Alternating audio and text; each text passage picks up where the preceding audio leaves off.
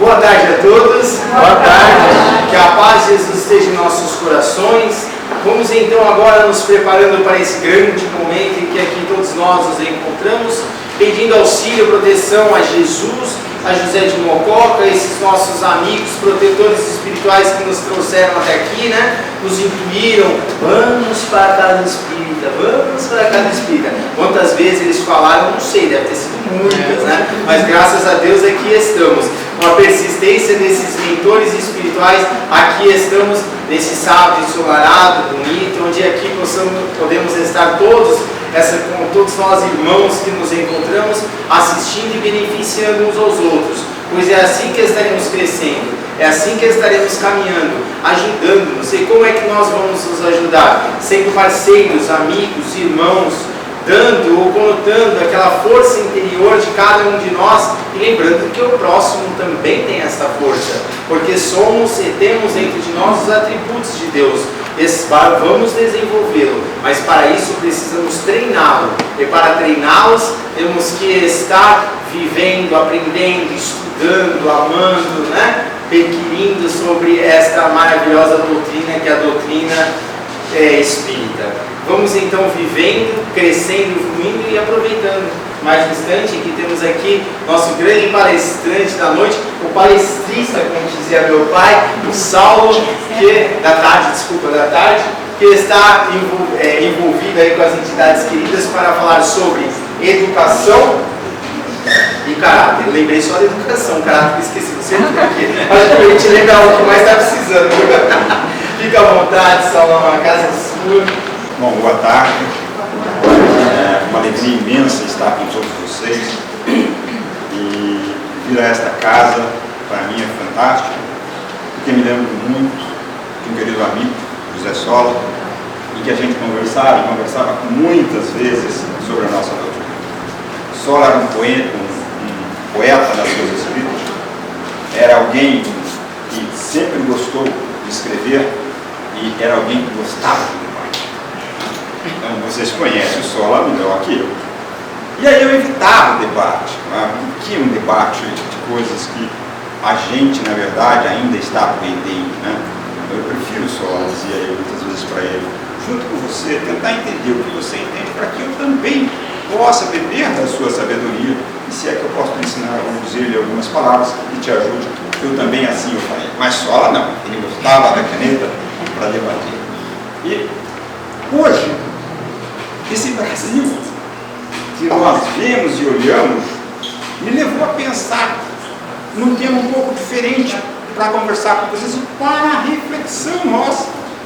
Porque um palestrante, seja quem for um orador, o máximo que ele pode fazer é trazer um assunto à discussão. Ninguém aqui é dono da verdade, nós somos todos aprendizes. E aí, como aprendiz, eu gostaria de lançar o tema e discutir um pouco o tema educação e caráter, porque eu acho que eu não tenho dúvida que está na base da circunstância que vivemos hoje, que é uma circunstância de irmão defrontando irmão.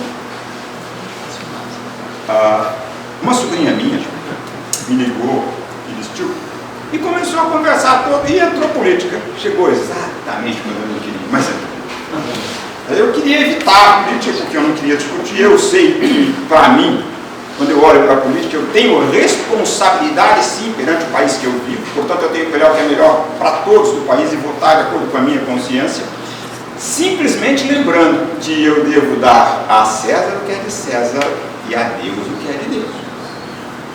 Então eu resumo isso de uma forma muito simples, não é? Eu tenho que olhar o que serve para todos e não para mim. Eu posso até ser preterido no processo, desde que todos saiam ganhando. Eu não posso fazer o que está acontecendo hoje. Polarizar uma discussão. Eu não posso levar como se eu fosse efetivamente o dono da verdade sempre. E a minha sobrinha levava como ela fosse o dono da verdade sempre. E cada vez que eu tentava ouvi-la, cada vez que eu tentava argumentar, ela não deixava.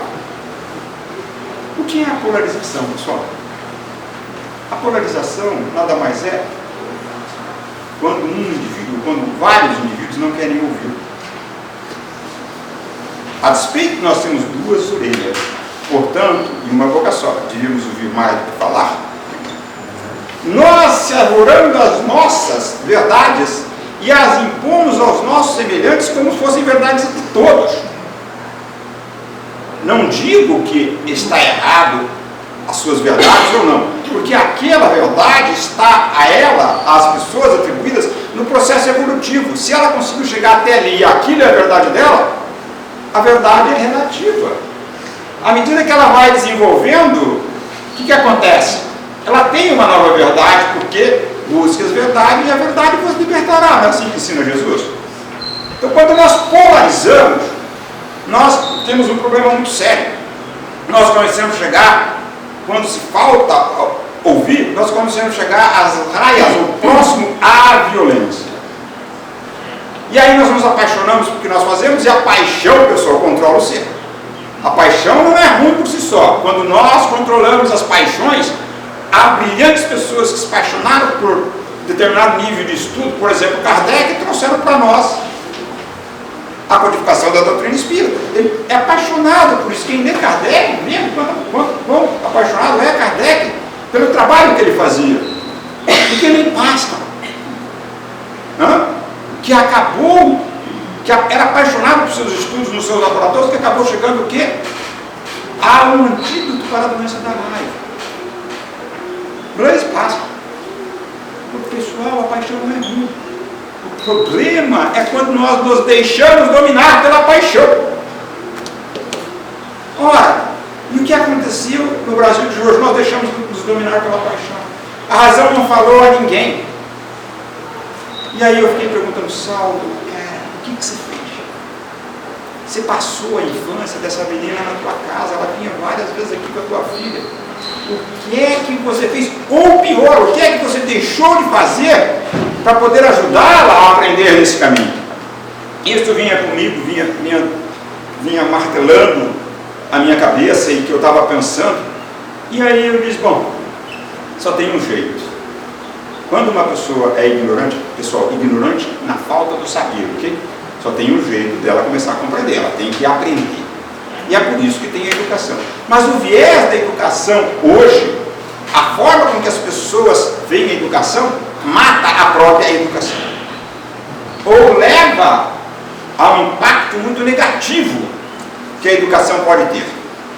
E eu vou tentar dizer por quê. Por que o raciocínio chegou a isso? Nesse caminho, dessa minha introspecção em relação à polarização, uma pessoa chegou para mim e disse, eu preciso que você faça um favor. Eu tenho 2 palestras que eu quero dar em tal lugar e são seguidas. É sábado agora e sábado que vem. E o meu palestrante faltou. Ele não vai poder fazer, são 2 palestrantes diferentes. Mas eu queria que você falasse sobre a biografia da Anália Franco. E depois eu quero que você fale sobre esse tema que eu estou trazendo hoje, educação e caráter na sequência. Bem, quem conhece a Anália Franco? Quem aqui conhece a Anália Franco? Quem aqui sabe o que a Anália Franco fez? A maioria das pessoas conhece a Anália Franco por um bairro de São Paulo. Quizá por um shopping de São Paulo. Mas a Anália Franco foi uma senhora que viveu logo após o interregno da libertação dos escravos e no início da República. Ela se tornou espírita ao longo da sua vida, mas antes de ser espírita, veio uma lei, que era uma lei do ventre livre. E essa lei do ventre livre dava liberdade a todos os filhos de escravos que nascessem a partir da validade daquela lei. Portanto, muitas crianças receberam liberdade. Os donos da fazenda, os proprietários de escravos, os donos das fazendas de forma geral, porque os escravos falavam mais das lavouras de café de Minas Gerais e de São Paulo, no norte, bastante das usinas de açúcar e álcool. Os donos, quando os seus escravos tinham aquelas crianças, não as queriam. Por quê? Porque era custo. Então eles punham na rua. Iam na igreja católica, a igreja católica as recebia, na maioria das vezes, ou jogavam na rua. A Anália pegava essas crianças, pessoal, para educá-las. A Anália fez mais de 70 escolas, ao todo 71 escolas que educou essas crianças. Com isso, o seu quem escreveu a sua biografia diz que Anália Franco, o nome do livro é Anália Franco, a Dama da Educação Brasileira. Quem quiser ler, não é o escritor. Mas é um negócio bastante interessante. Aí quando veio do outro lado da educação em caráter, eu falei, pô, bacana, agora eu posso falar sobre esse assunto. Né? Porque agora eu vou estudar um pouco mais esse assunto. E obviamente que aqui está os meus alfarrábios daquilo que eu estudei. Bom, educação. Educação é uma palavra latim, vem de educare, e significa que você extrai de dentro da pessoa o que ela tem. Olha, não é de fora, é extrair de dentro da pessoa. E uma coisa importante, todo o tema que eu trouxe aqui foi baseado na obra de Kardec, basicamente o Livro dos Espíritos e as revistas espíritas, né, e Emmanuel. Então eu li todo o processo de tentar entender como o Espiritismo vê. Eu fui para essas 3 obras e obra de Chico, tá? Eu gosto muito de Chico, então por isso eu estudo muito o que Chico traz. Então, portanto, isso está lastreado em Kardec e nas obras espíritas psicografadas por Francisco Cândido Xavier. Então, educar é, na verdade, uma palavra latim que significa extrair de dentro, tirar de dentro da criatura o que ela tem para que ela possa te dar. Então, isso é educar.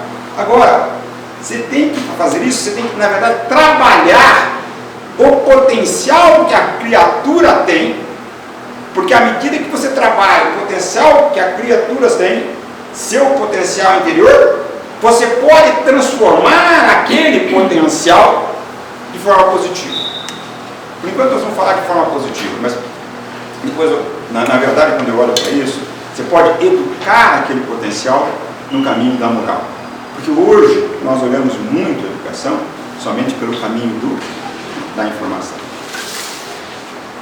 Mas nós falamos daqui a pouco disso. Então, quando você vê isso, você vê que você está extraindo da própria criatura a sua potencialidade de crescimento. Então, educar é chacoalhar o ser humano de forma que ele olhe para dentro de si e entenda quão grande ele pode ser com o que ele tem. E nós, obviamente, que temos que estar preparado, nós espíritas temos que estar preparados para entender que esta casa, a casa espírita, é uma casa, evidentemente, o que nós estamos fazendo aqui é permutar informações da doutrina espírita, de tal forma que nós tenhamos mais informações e mais base de aprendizado e julgamento para o nosso crescimento. Porque a base nossa para reencarnar é o progresso. Se a gente não progredisse, o que a gente estaria fazendo aqui? Então a lei do progresso é extremamente importante na nossa vida, porque é ela, né, que vai nos chamar às reencarnações necessárias para que a gente possa progredir. E o progresso é a obra de cada indivíduo. Eu não consigo fazer o Rafa progredir pelas minhas atitudes. Não consigo. Mas ele consegue progredir pelas suas próprias atitudes. Então é uma autoeducação. Então o que nós estamos fazendo aqui é aprender para como nós devemos marchar no futuro, para que a gente possa crescer. Educação é a arte de formar os homens, olha só o que diz Kardec, educação é a arte de formar os homens, extraindo dele o seu potencial de virtudes. Educação é a arte de formar os homens, aqui, entenda homens, como um todo, que a gente usa não para diferenciar homens e mulheres, mas como um todo, né? Extraindo deles o que? Potencial de virtudes, para que a gente possa desenvolver bons hábitos. Poxa, pois Kardec, eu acho que é na resposta 875 do Livro dos Espíritos, quando pergunto para Kardec como a gente deve tratar as diferenças sociais, Kardec diz assim, não é só economicamente que nós vamos resolver o assunto, mas tem um outro pequeno item que vocês devem prestar muita atenção, e esse outro item é a educação, porque é através delas que nós conseguiremos fazer com que as pessoas entendam e compreendam e começam a crescer os seus potenciais internos, e nós podemos transformar o mundo, transformando as pessoas através da educação. Está lá, Kardec diz, ele diz mudar caracteres, diz Kardec. Então, quando eu olho para isso, eu digo, poxa, então a educação é a base do progresso humano. base do progresso humano. Por quê? Porque à medida que as pessoas começam a se educar, estou olhando no relógio agora, porque da vez passada eu passei demais.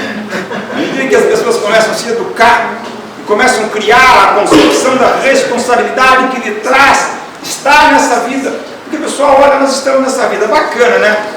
Quantas pessoas que estão no plano espiritual queriam estar aqui e não estão?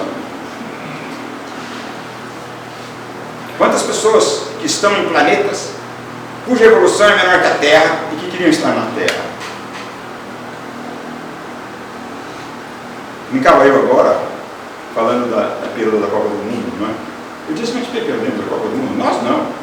Tinha 32 seleções, então 31 perdeu. Quem ganhou foi uma única. Por que eu vou dizer que eu perdi? E se você quer saber, eu falei, tem mais, tem 196 países. Né? Lá tinha só 32 representados. Olha os outros que não foram. A Itália ficou fora. A Alemanha caiu antes. Nós somos o oitavo do mundo. O que nós perdemos? Alguém vai ganhar. O pessoal lembra-se, do mundo material, as pessoas que ganham são em quantidades muito menores do que a que perdem.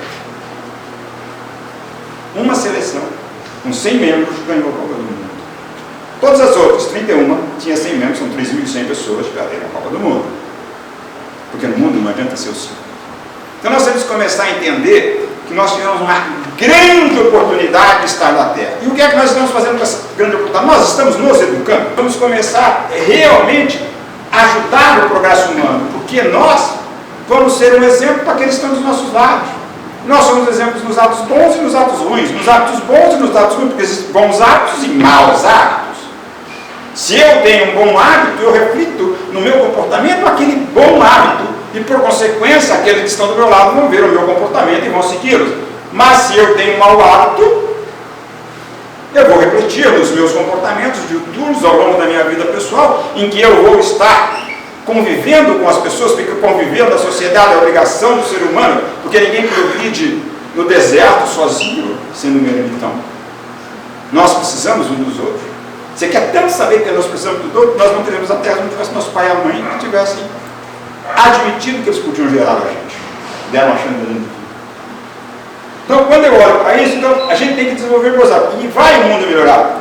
E a educação, todo mundo no futuro vai estar muito bem educado. Qual a educação? Né? Então, a educação nos prepara para o futuro. Tanto a nossa doutrina é importante nisso, que Emmanuel, no livro Pensamento e Vida, diz que o espiritismo é, sobretudo, obra de educação. Olha, essa doutrina que vocês vieram para cá, e que nós estamos aqui hoje, é para nós fundamental para que nós possamos desenvolver a nossa moralidade e ajudar o planeta a evoluir e fazer um futuro melhor. Né? Portanto, para a gente fazer isso, a gente tem que se educar. E nós estamos aqui numa escola educativa. Nós estamos aprendendo. Vocês estão investindo um sábado à tarde de vocês para escutar um cara chato como eu, para falar para vocês o que vocês já sabem. Quem é aqui que não sabe que a educação é fundamental nesse processo evolutivo? Então eu estou repetindo para vocês exatamente o que vocês já sabem. E aí eu gosto muito de uma obra, eu também peguei Leon Denis, uma obra de Leon Denis, que ele diz assim, a educação não é somente passarmos a informação, e aqui nós vamos começar a discutir educação, não é somente passarmos informação. Ela é mais que isso, é trabalharmos o potencial do indivíduo e o potencial interior do indivíduo, para que ele possa, né, ao longo dos seus caminhos, agir à semelhança de Jesus. Olha só, hein? Uma coisa é a educação da informação, outra coisa é a educação moral. Eu tinha escrito e disse, assim, não quis falar nisso, mas a hora que eu falei que a palestra tinha o tema de educação, caráter, eu não quis ser o tema que eu tinha escrito, depois eu achei muito ousadia da minha parte, eu escrevi assim, a educação é a arte de formar caráter. Na verdade, para mim, a educação é a arte de formar caráter. Então, esse é o grande desafio do ser humano. Agora, o que é caráter, pessoal? Já que a gente está falando de caráter, é caráter. Caráter é o conjunto das nossas qualidades, boas ou má. Eu aqui não estou pegando só as boas. Eu estou falando de formar caráter. Por quê? Porque muitas pessoas educam os seus semelhantes. Quando um traficante de rua adota uma criança lá na sua comunidade, qual tipo de educação ele vai dar para aquela criança? Boa ou má? Então, caráter é o conjunto das nossas qualidades. Pode ser boas ou pode ser má. Ele é o que somos ao longo da nossa vida. Como nos comportamos ao longo da nossa vida. Ele é, na verdade, os nossos valores. O caráter é o nosso valor. Não é? E é muito difícil mudar valores se a gente não começar a nos educar. Vou repetir. É muito difícil mudar valores, porque pode ser valores que eu acho que é bom, mas não é. Porque eu tenho também um conhecimento limitado, porque o meu processo evolutivo é limitado. Não dá para eu comparar, por exemplo, o meu conhecimento com o conhecimento do nosso solo. E eu conheci bem, não, aqui não é elogio gratuito. Eu conheci bem o solo, passei horas escrevendo teorias naqueles computadores, por isso eu fiquei meio sério. Mas paciência. E ele tem um conhecimento fantástico. Né? Então eu não comparo com ele. Mas eu também não posso comparar o meu conhecimento com alguém que nem sequer chegou à doutrina espírita. Então, a evolução é relativa, não é absoluta. Então, por ela ser relativa, todos nós estamos em estados diferentes de evolutivos ainda. Portanto, os nossos valores são inerentes ao estado que nós nos encontramos. É por isso que tem lá na questão número 100 do Livro dos Espíritos, quando se pergunta Kardec ao plano espiritual, como é que classificar os espíritos, ele tem lá uma escala espírita. Não é isso? Vai lá na questão 100, ele diz lá, primeiro lá somos nós que estamos, eu sou quem estou nessa escrita, são os espíritos imperfeitos. O espírito perfeito é aquele que ainda dá todo valor e importância à matéria, ele está extremamente ligado à matéria. Aí ele fala dos espíritos bons, aquele que já não mais pensa na matéria, mas só pensa no bem. Ele ainda tem uma materialidade. E o espírito puro é aquele que não tem nenhum vestígio.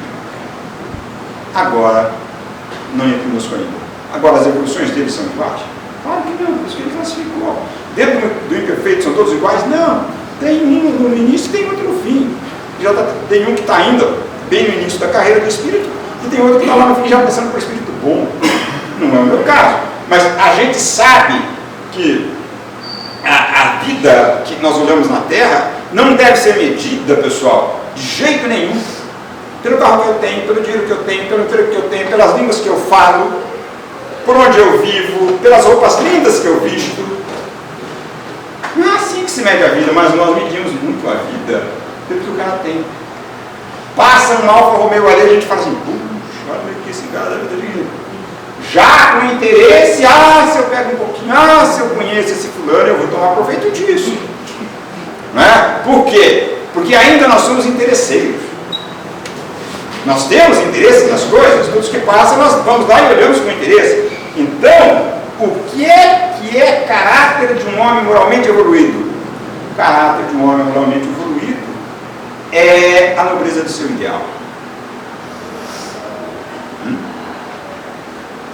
É aquele ser que olha na função que se encontra e pensa que a maior de todas as virtudes, como ensina um grande mestre, que nem é espírita, Immanuel Kant, um alemão, pode procurar alemão, ele é meio holandês, mas não importa. Immanuel Kant, ele diz assim, o ápice da moralidade de Kant é quando você cumpre o seu dever, único e exclusivamente porque é seu dever. Você não tem interesse nenhum, aí quando diz assim, moral é uma atitude desinteressada. Exatamente o que diz Kardec, quando ele define o que é moral, e nós vamos falar disso daqui a pouquinho. Então, nós olhamos para as coisas, medimos as pessoas, avaliamos as pessoas, não pelo caráter dela, mas pelo que ela tem. Essa é a régua que nós devíamos medir o nosso semelhante. É uma questão para cada um dos senhores, como eu disse no início desta palestra, ou desta conversa, é uma conversa de reflexão. Então nós temos que olhar e entender claramente que nesses momentos em que a gente está relacionando com as pessoas, ela tem um estado evolutivo que nós temos que respeitá-lo. Se ela avalia o mundo assim, tudo bem para mim, não tem problema, eu não preciso pensar como ela, mas eu tenho que respeitá-la, eu tenho que entendê-la. O estado evolutivo é aquele. Aí eu te pergunto assim, mas Saulo, por que isso? Claro, eu tenho que falar dos meus valores para ela, porque quando eu era no mesmo estágio dela, eu queria ser respeitado, não? Eu já passei por lá, eu já andei nesse caminho. Ou você acha que Jesus nasceu Jesus? Foi criado Jesus? Não. Jesus foi criado por Deus. E fez todo o caminho da perfeição, porque não existe privilégios. Ele é fruto das suas próprias ações. Por isso que ele diz, vocês podem fazer o que eu faço e muito mais. Não é isso que Jesus nos diz? Por quê? Porque nós somos espíritos em evolução, nós não podemos ser Deus, porque nós não seremos jamais a evolução de Deus, não é? Mas nós podemos ser muito melhores que somos. Então, poxa, aí quando você olha uma pessoa que você quer medi-la, que você quer entendê-la, o que é que você deve medir? Vou dizer uma coisa para você, irmão, diz assim, aqui a régua. Ele não diz assim, aqui a régua, porque ele não fala isso. Falo eu, porque eu não tinha o mesmo vocabulário e o mesmo conhecimento de irmão. Mas ele diz, aqui está a régua. Será seu advogado em qualquer lugar. Pô, olha, que legal. O bem que você faz será seu advogado em qualquer lugar que você for. O mal que você faz será seu juiz aonde você for. Poxa, então agora cabe nós definir o que é bem e o que é mal. Todo mundo sabe, não todo mundo aqui sabe o que é bom? Vamos lá. O que é bom para mim? Olha aí a lei de justiça. Tem que ser bom para o meu semelhante. Então eu não posso fazer para o meu semelhante aquilo que eu não quero que seja feito a mim mesmo. Isso é o bem. É uma lei de justiça. Quem faz isso? Achar derrubado, pessoal? Se vocês achassem uma carteira aqui, cheia de dinheiro, pega, olha, legal, enfia no bolso e vai embora. Achar derrubado? Sabe, essa carteira tem dono. Talvez ele perdeu o salário do mês inteiro e queria comprar um leite para os filhos dele, mas estava ali, não é sua. Olha, o que é roubar? Roubar é subtrair de alguém algo que não é seu. Olha, eu peguei a carteira, tem dono, é minha? É duro, né? É duro, né? E a gente completa, achado não é roubado. Azar do descuidado. Não, mas era nosso. Que não cumprimos nosso dever porque era o nosso dever. O nosso dever era procurar o dono e devolver para o dono. Assim como eu queria que ele devolvesse para mim algo que eu perdi. Por isso a lei de justiça é muito bela, porque ela baseia a justiça na justiça do indivíduo. Aquilo que é justo para você tem que ser justo para o seu semelhante. Então essa é a lei de justiça. Tem um capítulo das leis morais que fala sobre da lei de justiça, a justiça, amor e caridade, é a lei que ele comenta, que é o capítulo 10º do terceiro tomo da lei do livro dos Espíritos, que é leis morais. Está lá a lei de justiça, amor e caridade. Então se achado, se imaginar que é roubado, então nós estamos com defeito de caráter, nós estamos com defeito de comportamento, nós estamos com valor errado. Quem é que pensa nisso? É complicado. Por que é complicado? Porque ainda nós somos um espírito que estamos buscando a nossa evolução. Não é? Agora, qual a educação que nós devemos ter? Eu fiz assim, primeira definição de educação, deixa eu falar. E agora eu vou falar de qual? Na questão 685 do Livro dos Espíritos, os amigos do plano espiritual, perguntam, e eu já comentei um pouco passando esse assunto, se sustentar os que não podem trabalhar. Como é que faria para sustentar aqueles que não podem trabalhar? Visto que eu tenho que trabalhar, e não é justo que eu reparta aquilo que eu tenho com aquele que não pode. E como é que o mundo vai resolver isso se a grande maioria chega num momento de crise como a nossa, chega ao ápice do nível de desemprego, e o desemprego chega hoje no Brasil, está 13%, mas se você pegar a Europa, ele está um pouco mais, ele está 22%, 23%. Como é que sustenta aqueles que não podem trabalhar? Não que ele não queira, é que ele busque um emprego, ele vá atrás daquele emprego, mas ele não consiga.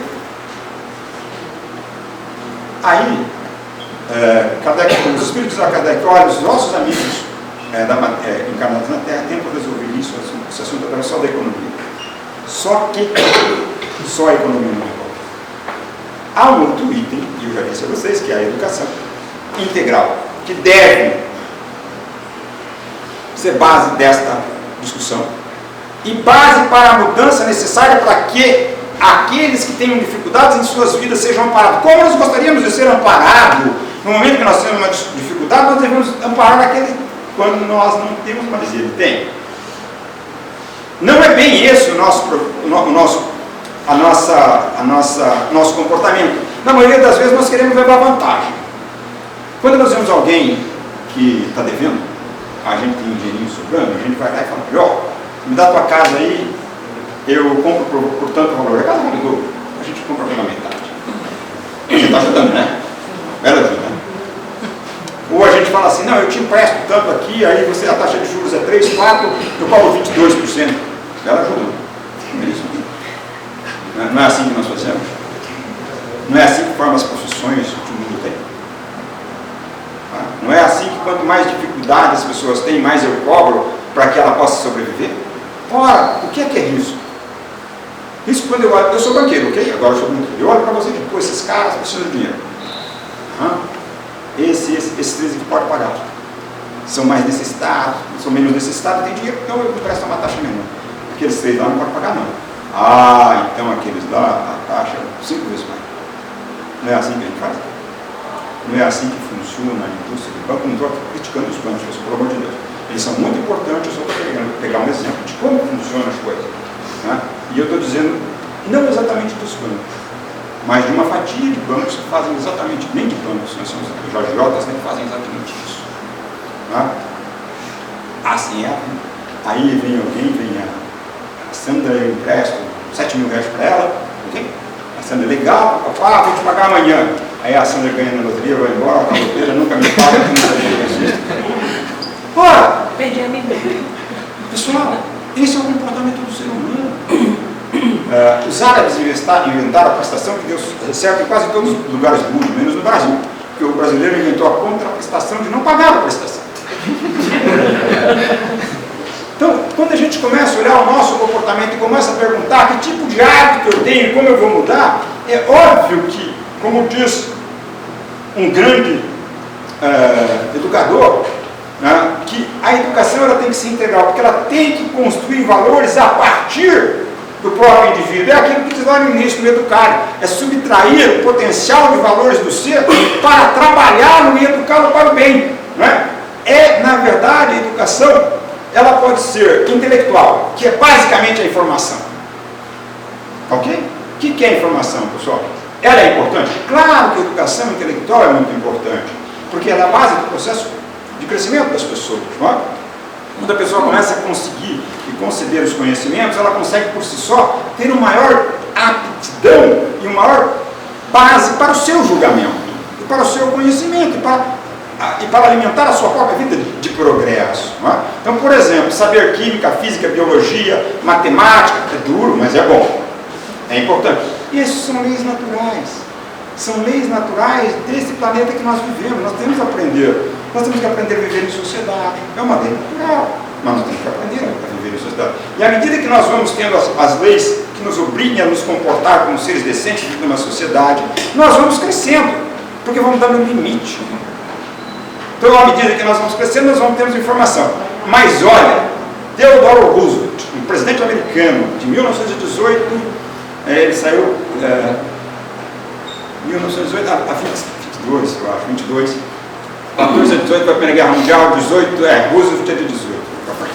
Então, ele tem uma frase que ele diz o seguinte: educar somente a mente humana, sem lhe dar moral, é educar uma ameaça à sociedade. Olha só o que diz Theodore Roosevelt: educar a mente humana somente na base da informação, somente na base da intelectualidade, sem lhe dar o aspecto moral, é educar e fabricar um risco para a própria sociedade que você vive. Hitler era educado? É? Muito. Napoleão? Muito. Stalin?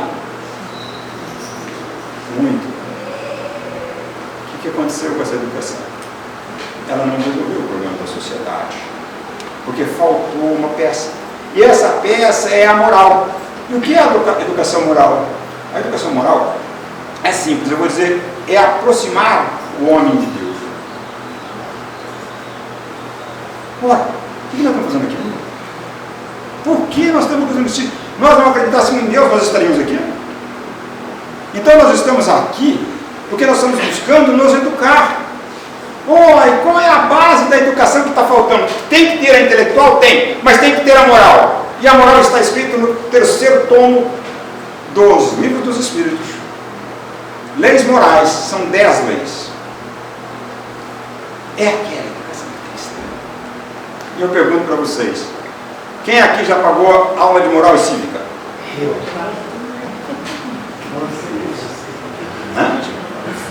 Quem aqui já teve aula de religião? Quem aqui, se for nas escolas de hoje, vê essa educação? Hoje nós estamos trabalhando para formar o ser, para que ele tenha o conhecimento para a produção, para que o mundo cresça, para que o mundo seja melhor, para que o mundo em si evolua. E nós esquecemos o lado moral, que é o lado que o ser convive dentro da sociedade, de forma adequada com seus comportamentos, respeitando o seu semelhante como ele quer ser respeitado. Nós estamos afastando o ser. Na Europa hoje, pessoal, na França de hoje, eu estava lendo uma estatística do Melhor Francês, diz que tem lá 29% dos franceses que são ateus. E aonde nasceu o espiritismo? 29% da sociedade que acredita no valor do que é. Então, esse valor do ser, para eles não é relevante. Né? Quando eu olho para isso, eu pergunto para vocês, tem mais um título? Tem, educação física. O que é educação física? Para você cuidar do seu corpo, que é a sua morada enquanto você está encarnado, pessoal. Experimente não cuidar. Cuidando, já tem os problemas que tem, não cuidando, é muito mais complicado. Ora, se eu não cuido do meu corpo, como o próprio André Luiz, no seu livro Nosso Lar, cita que os espíritos, que quando ele ficou 8 anos no umbral, antes de Clarencio for ir buscá-lo, ele cita claramente que os espíritos chamavam do quê? Suicida. E ele era um médico. Suicida por quê? André não entendia aquilo. Ora, porque ele bebia demais, porque ele comia demais, porque ele fumava demais. Ele foi suicida. Ele não se atirou, não deu um tiro no vidro, não se jogou de uma ponte, mas ele sabia que todas aquelas coisas que eles faziam em excesso não eram boas. E, portanto, tirou antes do tempo que ele tinha para viver. E ele era cotejado na conta de suicida. Portanto, o cuidado físico é importante. Quem aqui faz exames preventivos anuais? Pessoal, será que a gente deveria fazer? Dá um postinho ali na esquina. E é bom, viu? O SUS é um posto bom. Estou dizendo que você já foi algumas vezes, é bom, é legal. De vez em quando eu vou lá fazer um monte de coisa, fazer exames. E eu acho muito bom comparativamente ao que tem no resto do mundo. Não sei se vocês sabem, mas nos Estados Unidos não tem SUS. Você ficou doente, perde tudo que tem. Vai pagar do bolso. E a gente não quer morar nos Estados Unidos. Por quê? Porque você tem mais lá do que aqui. Bom, então quando a gente olha isso, a gente tem que entender que é a educação moral. Na questão 629, nós falamos primeiro da intelectual e eu quero falar da moral. Na questão 629, no livro do Espírito, Kardec pergunta aos amigos do plano espiritual como eles definem moral. E lá está a resposta. Moral é uma regra de boa conduta. É saber escolher entre o bem e o mal. Uma regra de boa conduta. Se você conduz para o bem, simplesmente porque você vai fazer o bem. É uma regra de comportamento desinteressada. Tal qual disse lá atrás um filósofo Immanuel Kant, né, que moral é uma ação desinteressada. Aí eu te pergunto, se a gente quer aprender moral, como Jesus nos trouxe, o que a gente deve fazer? Quem leu 10 vezes 10? Por pouquinho, 10 vezes o tomo terceiro, Leis Morais do Livro dos Espíritos. Quem leu 10 vezes, levanta a mão. Não deixa eu frustrar. E na brincadeira entre Chico Xavier e Valdo Vieira, quando Valdo ainda frequentava o espiritismo, Valdo chegou alegre ao Chico e disse assim: Chico, acabei de completar de ler pela 10ª vez o Livro dos Espíritos. Ele leu o livro inteiro. Eu só falei 10 vezes Leite Moraes, ele não perguntou. E Chico olhou para ele: o nosso irmão está dizendo aqui, falou: legal, pede para ele, Chico, começar de novo e ler mais 50. Por quê? Porque o que é educar, pessoal, é hábito. É hábito de comportamento. Fumar ou não fumar depende de você. À medida que você começa a fumar, você tem o hábito de fumar. E você vai fumar e ele vai te dominando. O hábito te domina. E aí você vai fazer aquele hábito como se não fosse normal em qualquer lugar que você for. Porque aquilo é um hábito de comportamento teu. Você é um hábito de que você comporta. Tem um hábito bom e tem um hábito ruim. Tá? E aí é muito complicado mudar hábitos. Tá? Qual é o melhor momento para mudar hábito? Agora nós vamos para outra parte, é o que? Educar. Né? Que é a mudança de hábito. Na verdade, o melhor momento de já estou chegando no fim. Não, eu vim lá, são 42. O melhor que educar. É na questão 208 do Livro dos Espíritos, Kardec pergunta qual é a responsabilidade, qual é a missão dos pais. E aí ele responde: legal. Ele diz assim: desenvolver os filhos pela educação. Essa é a missão que nós recebemos dos pais. Agora, ele não falou aqui educação intelectual, hein? Ele falou educação. Educação é muito mal vista, muito mal entendida nos primórdios, nos momentos atuais, em que ele foca na informação. Pode pegar, eu fui atrás, fui estudar toda a educação básica que a gente tem no Brasil, é focado, não tem nada de moral. E aqui ele diz que os pais são obrigados ou responsáveis pela educação dos filhos. E ele vai mais longe, assim, são culpados se falharem.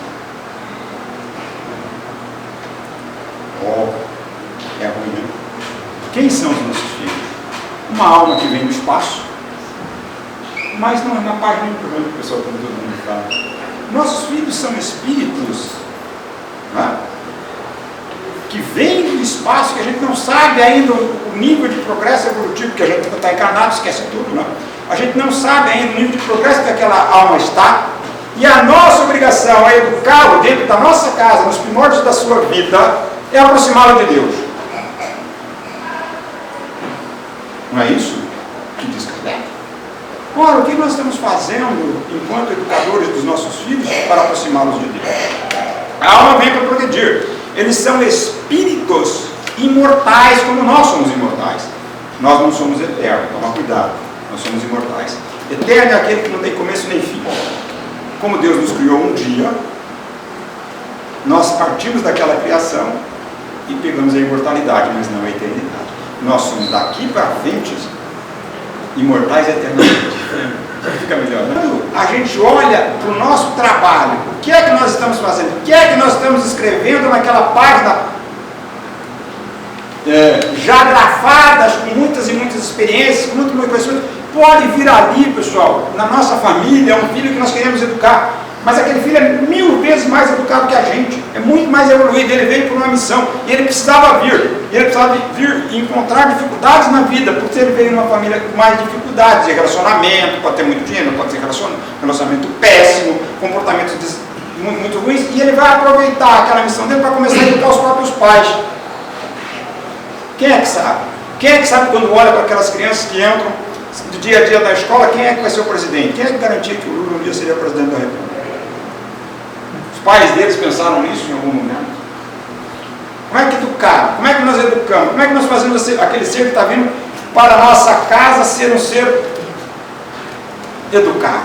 Tem que lembrar, pessoal, que a criança é um ser adulto. Né? Desde a infância ela traz em si os seus hábitos do passado, do pretérito. Cabe a nós mudar esses hábitos. E o pai tem que estudar muito o comportamento do seu filho. Eu diria até que o filho na mais tenra idade, dos 2, 3, 4, 5, 6 até os 7 anos, ele é como uma esponja. Ele absorve tudo. Tudo. Olha pessoal, o que está dentro de tudo? O bom e o mal. E a gente tem que observar muito o comportamento dessas crianças e corrigi-los.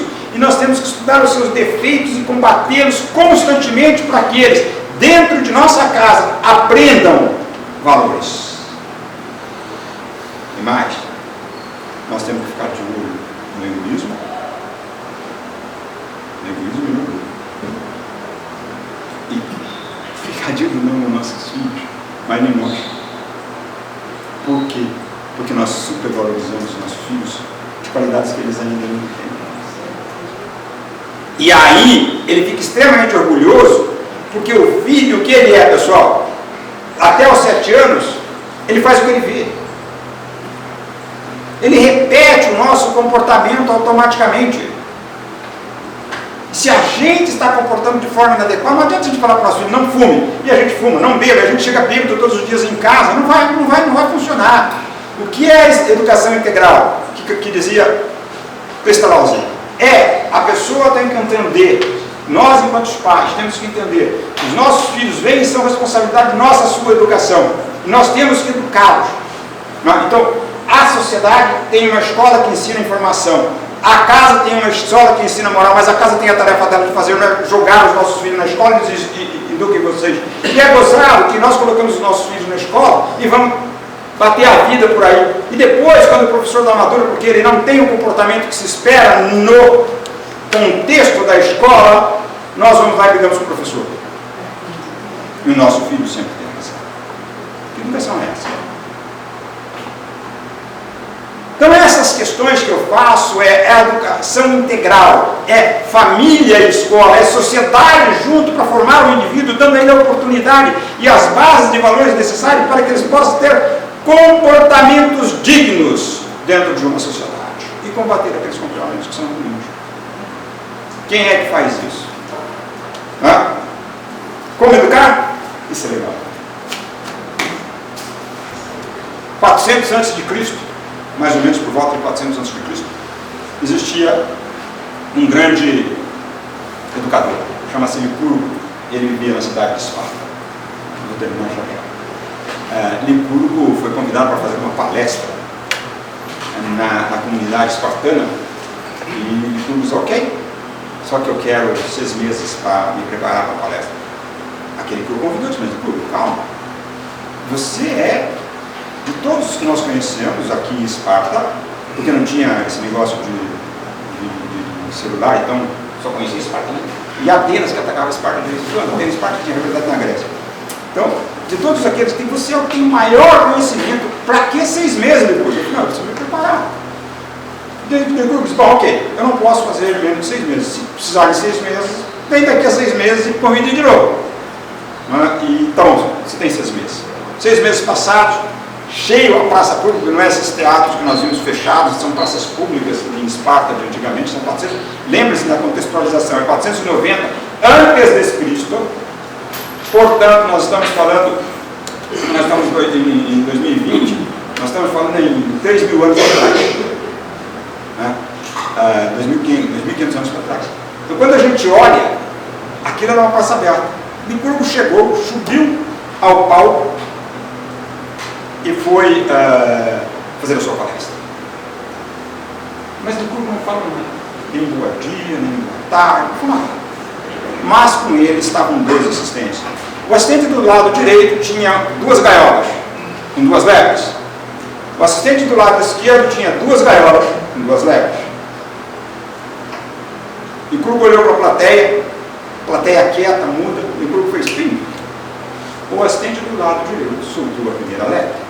E o segundo tinha 2 galas com 2 cachorros. Lebres e cachorros, ok? Não sei se eu falei lebre 2 vezes. Então está errado. Volta para trás, mas não pode voltar para trás, porque eu vou no passado. Bom, então no futuro eu posso fazer diferente. 2 cachorros e 2 lebres, ok? Então Pimba soltou a primeira lebre, ela saiu correndo, brincando. E as lebres eram filhos da mesma ninhada, eram lebres conhecidas, lebres que eles conheciam bem. E ele, Pimba, mão esquerda, soltou o primeiro cachorro. O primeiro cachorro saiu correndo, deu um tapa na lebre, a lebre pulou em cima da lebre e destroçou a lebre. Foi sangue que voou para tudo quanto é lado, foi sangue que caiu no chão. E a pessoa olhou assim, maluco, disse, o que ele vai fazer aqui? Que cena horrorosa, que cena dantesca que ele nos traz com esses animais. Mas o Licurgo não falou nada. O Licurgo só fez assim, o cara chamou o cachorro de volta, a cachorro de volta, da esquerda chamou o cachorro, prendeu o cachorro. Todo mundo ficou olhando, o Licurgo não falou nada, não deu de nada. Olhou para o seu assistente, pimba, e soltou a outra légua. A outra légua saiu correndo. Ele soltou o outro cachorro soltou. Não é todo mundo ficou mal, é outra cena dantesca que vai acontecer.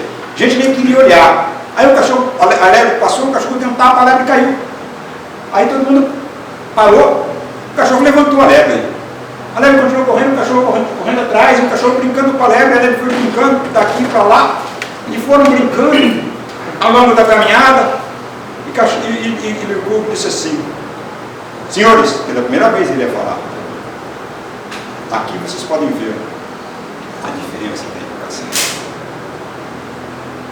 Dos dois cachorros, o único que foi educado, adestrado, foi esse último.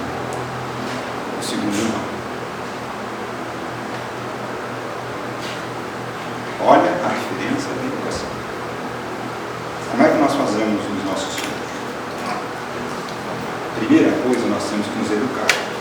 Porque se nós não educarmos, como nós vamos educar alguém? E mais pesado de tudo, pessoal, agora eu vou pular um pedaço, porque eu já estou no final, e o consolo vai puxar a orelha. Né? Mas tudo bem. Mais pesado de tudo é que nós falamos assim: a hora que nós olhamos pelo lado da educação e nós pegamos a educação da informação, nós falamos assim: nós queremos fazer um mundo melhores para os nossos filhos. E eu pergunto a vocês, reflitam bem sobre isso. Será que nós não devemos fazer filhos melhores para isso? Muito obrigado por aguentar. Desculpe por tudo. Obrigado pela paciência do Senhor. E a gente vai esperar.